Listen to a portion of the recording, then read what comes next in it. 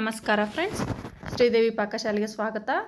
ನಾನಿಂದು ಬದನೆಕಾಯಿ ಚಟ್ನಿ ಅಥವಾ ಬದನೆಕಾಯಿ ಭರ್ತವನ್ನು ಯಾವ ರೀತಿ ಮಾಡಬೇಕೆಂದು ತೋರಿಸಿಕೊಡುತ್ತೇನೆ.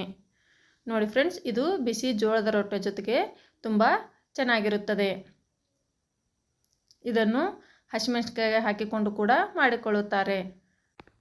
ಈ ಬದನೆಕಾಯಿಯಲ್ಲಿ ವಿಧ ವಿಧವಾದ ಅಡುಗೆಯನ್ನು ಕೂಡ ಮಾಡಿಕೊಳ್ಳಬಹುದು. ತುಂಬ ಬದನೆಕಾಯಿ ಮಾಡಿಕೊಳ್ಳಬಹುದು ಅಥವಾ ಹೋಳು ಬದನೆಕಾಯಿಂದ ಪಲ್ಯ ಮಾಡಬಹುದು. ನೋಡಿ ಫ್ರೆಂಡ್ಸ್, ನಾನು ಇಲ್ಲಿ 4 ಬದನೆಕಾಯನ್ನು ತೆಗೆದುಕೊಂಡು ಅವನ್ನು ಕ್ಲೀನಾಗಿ ತೊಳೆದುಕೊಂಡು ಒಂದು ಬಟ್ಟೆಯಿಂದ ಒರೆಸಿ ಈ ರೀತಿ ಗ್ಯಾಸ್ ಮೇಲೆ ಸುಟ್ಟುಕೊಳ್ಳುತ್ತೇನೆ. ನೋಡಿ ಫ್ರೆಂಡ್ಸ್, ನೀಟಾಗಿ ಎಲ್ಲ ಕಡೆ ಇದನ್ನು ನೀಟಾಗಿ ಸುಟ್ಟುಕೊಳ್ಳಬೇಕು.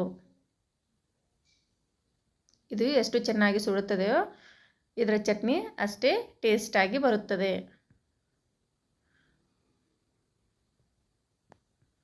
ನೋಡಿ ಫ್ರೆಂಡ್ಸ್, ತುಂಬಿದ್ದರೆ ಈ ರೀತಿ ಅದನ್ನು ಹಿಡಿದುಕೊಂಡು ತಿರುಗಿಸಿ ಇಡಬಹುದು.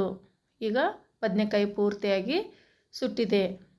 ನಂತರ ಒಂದು ಪೇಪರ್ ಮೇಲೆ ಇಲ್ಲಿ ಅದನ್ನು ಮೇಲೆ ಸಿಪ್ಪೆಯನ್ನು ಬಿಡಿಸಿಕೊಳ್ಳುತ್ತೇನೆ.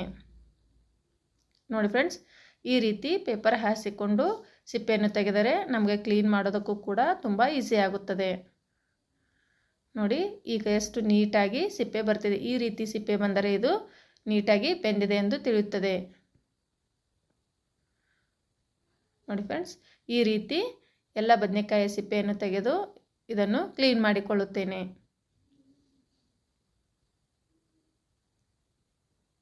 ನೋಡಿ, ಈಗ ಎಲ್ಲದರ ಸಿಪ್ಪೆ ತೆಗೆದಾಯಿತು.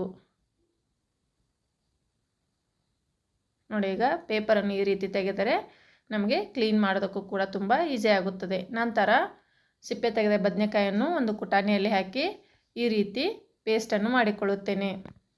ನಾನು ಇಲ್ಲಿ ಅದಕ್ಕೆ ಒಗ್ಗರಣೆ ಕೊಡುತ್ತೇನೆ. ಒಗ್ಗರಣೆಗೆ ಗ್ಯಾಸ್ ಮೇಲೆ ಒಂದು ಕಡಾಯನ್ನಿಟ್ಟು ಅದಕ್ಕೆ ಸ್ವಲ್ಪ ಎಣ್ಣೆಯನ್ನು ಹಾಕಿಕೊಳ್ಳುತ್ತೇನೆ. ನೋಡಿ ಫ್ರೆಂಡ್ಸ್, ಎಣ್ಣೆ ಬಿಸಿ ಆದ ಮೇಲೆ ಜೀರಿಗೆ ಸಾಸಿವೆಯನ್ನು ಹಾಕಿಕೊಂಡು ಅದಕ್ಕೆ 2 ಹಸಿಮೆಣಸಿನಕಾಯಿಯನ್ನು ಕೂಡ ಹಾಕಿಕೊಳ್ಳುತ್ತೇನೆ. ನಂತರ ಇಲ್ಲಿ ಸಣ್ಣದಾಗಿ ಸ್ಲೈಸ್ಗಳನ್ನಾಗಿ ಬೆಳ್ಳುಳ್ಳಿಯನ್ನು ಕಟ್ ಮಾಡಿಕೊಂಡಿರುತ್ತೇನೆ. ಇವೆರಡು ಎಣ್ಣೆಯಲ್ಲಿ ಚೆನ್ನಾಗಿ ಫ್ರೈ ಆಗಬೇಕು.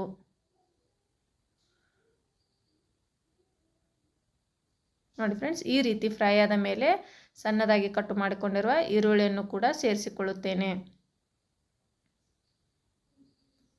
ಈರುಳ್ಳಿ ಹಸಿ ವಾಸನೆ ಹೋಗಿ ಬ್ರೌನ್ ಬಣ್ಣ ಬರುವವರೆಗೂ ಇದನ್ನು ರುಚಿಗೆ ತಕ್ಕಷ್ಟು ಉಪ್ಪನ್ನು ಸೇರಿಸಿ ಚೆನ್ನಾಗಿ ಫ್ರೈ ಮಾಡಿಕೊಳ್ಳುತ್ತೇನೆ.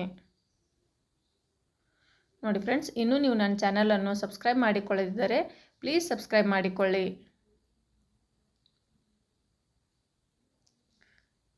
ಈ ವಿಡಿಯೋ ನಿಮಗೆ ಇಷ್ಟವಾದರೆ ಪ್ಲೀಸ್ ಒಂದು ಲೈಕನ್ನು ಒತ್ತಿ. ನೋಡಿ ಫ್ರೆಂಡ್ಸ್, ಈರುಳ್ಳಿ ಈ ರೀತಿ ಟ್ರಾನ್ಸ್ಪರೆಂಟ್ ಆಗಿ ಬರಬೇಕು.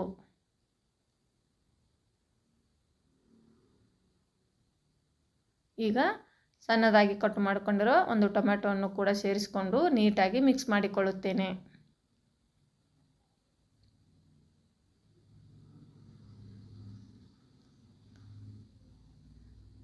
ಟೊಮೆಟೊ ಕೂಡ ಪೂರ್ತಿಯಾಗಿ ಸ್ಮೂತಾಗಿ ಬರಬೇಕು. ನಂತರ ಇಲ್ಲಿ ಅರ್ಧ ಸ್ಪೂನಷ್ಟು ಚಿಲ್ಲಿ ಪೌಡ್ರನ್ನು ಹಾಕಿಕೊಳ್ಳುತ್ತೇನೆ. ಸ್ವಲ್ಪ ಕೊರಿಯಾಂಡರ್ ಪೌಡ್ರನ್ನು ಸೇರಿಸಿ ಮತ್ತು ಸ್ವಲ್ಪ ಗರಂ ಮಸಾಲವನ್ನು ಕೂಡ ಹಾಕಿಕೊಳ್ಳುತ್ತೇನೆ.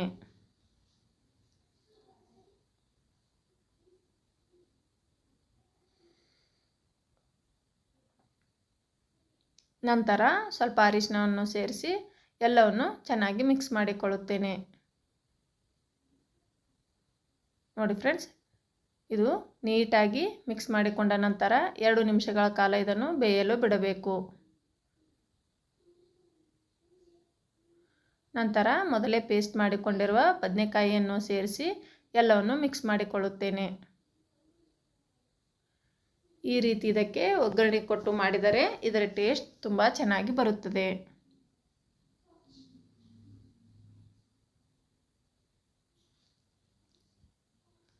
ಇದು ಬಿಸಿ ಜೋಳದ ರೊಟ್ಟೆ ಜೊತೆಗೆ ತುಂಬ ಚೆನ್ನಾಗಿರುತ್ತದೆ. ನೋಡಿ ಫ್ರೆಂಡ್ಸ್, ಈಗ ಎಲ್ಲವನ್ನು ಹಾಕಿ ಮಿಕ್ಸ್ ಮಾಡಿಕೊಂಡ ನಂತರ ಜಾಸ್ತಿ ಇದನ್ನು ಬೇಯಲು ಬಿಡಬಾರದು. ಯಾಕೆಂದರೆ ಬದನೆಕಾಯನ್ನು ನಾವು ಇಲ್ಲಿ ಮೊದಲೇ ಬೇಯಿಸಿಕೊಂಡಿರೋದ್ರಿಂದ ಸ್ವಲ್ಪ ಬೆಂದರೆ ಸಾಕು, ಇದು ರೆಡಿಯಾಗುತ್ತದೆ. ನೋಡಿ ಫ್ರೆಂಡ್ಸ್, ಮೇಲ್ಗಡೆ ಸ್ವಲ್ಪ ಫ್ರೆಶ್ ಆಗಿರೋ ಕೊತ್ತಂಬರಿ ಸೊಪ್ಪನ್ನು ಹಾಕಿ ಮಿಕ್ಸ್ ಮಾಡಿಕೊಳ್ಳುತ್ತೇನೆ.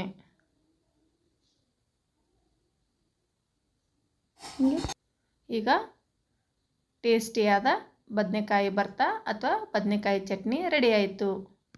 ಈ ರೆಸಿಪಿ ನಿಮಗೆ ಇಷ್ಟವಾದರೆ ಪ್ಲೀಸ್ ಒಂದು ಲೈಕ್ ಮಾಡಿ, ಶೇರ್ ಮಾಡಿ, ಕಮೆಂಟ್ ಮಾಡಿ ಮತ್ತು ಇನ್ನೂ ನನ್ನ ಚಾನಲನ್ನು ಸಬ್ಸ್ಕ್ರೈಬ್ ಮಾಡಿಕೊಳ್ಳದಿದ್ದರೆ ಪ್ಲೀಸ್ ಸಬ್ಸ್ಕ್ರೈಬ್ ಮಾಡಿಕೊಳ್ಳಿ ಮತ್ತು ಬಾಜು ಇರುವ ಬೆಲ್ ಐಕನನ್ನು ಒತ್ತಿದರೆ ನಾನು ಹಾಕುವ ವಿಡಿಯೋ ನೋಟಿಫಿಕೇಷನ್ ನಿಮಗೆ ಬರುತ್ತವೆ.